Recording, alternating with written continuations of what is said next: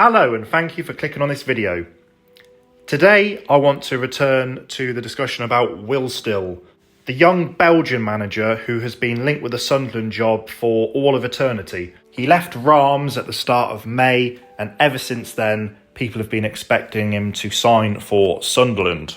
At the time of me recording this, the Sunderland message board thread on Still is up to 21,824. Absolutely mental, the hype that has followed this potential appointment. But it hasn't been without its twists and turns. Last week, it seemed like Still had agreed to join the club. He'd spoke to the officials and it was all looking good. But then Lens came in for him and he seemed to completely wipe his hands of Sunderland to go to Lens. However, since then, a French football pundit called Pierre Miniers, I apologise for any of the names that I butcher in this video, has claimed that he's big-headed.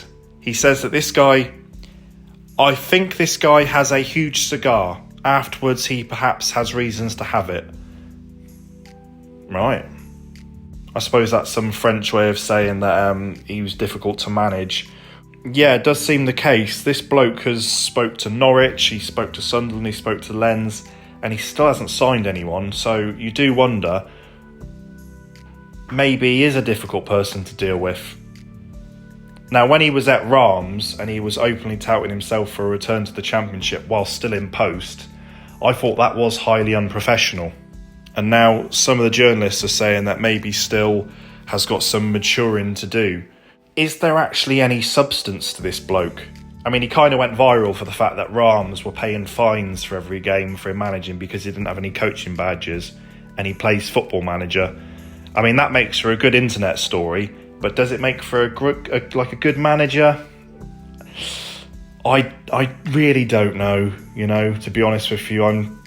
The longer this goes on, the more I think we've wasted our time here with someone who I don't think he actually really wants a Sunderland job. I think he's taken advantage of the hype and the mystique about him to raise his profile and hoping for a bigger job than Sunderland will come along. And if in a couple of weeks' time Sunderland's all that's left, he'll take it.